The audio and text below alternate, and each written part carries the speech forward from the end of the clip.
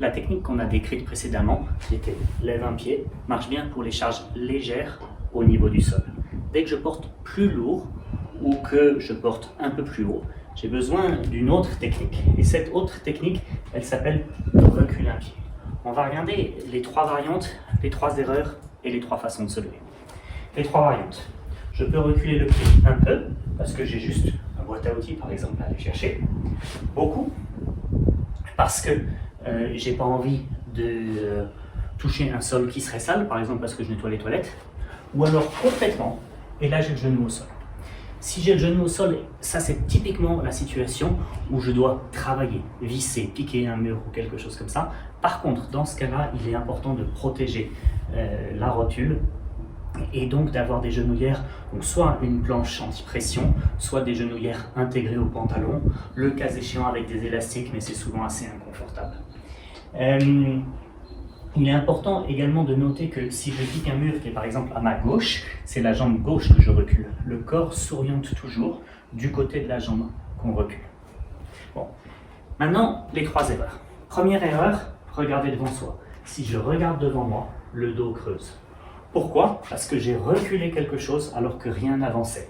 Par conséquent, l'exécution propre de cette technique, c'est je regarde par terre, puis je recule un pied. Je dois avoir quelque chose qui avance et quelque chose qui recule, comme quand on faisait cette technique-là.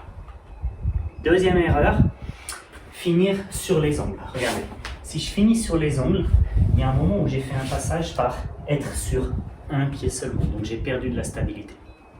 Puis la troisième erreur touche aussi à la stabilité, elle touche à la distance qu'il y a entre les pieds. Vous voyez, quand moi je fais la technique, c'est comme si mes pieds étaient sur des rails. L'espacement entre mes pieds reste constant.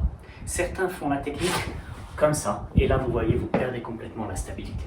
Donc c'est important de reculer en parallèle. Ça c'est donc les trois variantes pour se baisser en reculant un pied, et les trois erreurs. Maintenant, comment est-ce que je me relève? Là j'ai plusieurs solutions. Solution numéro 1, je prends un point d'appui et je tire ou je pousse.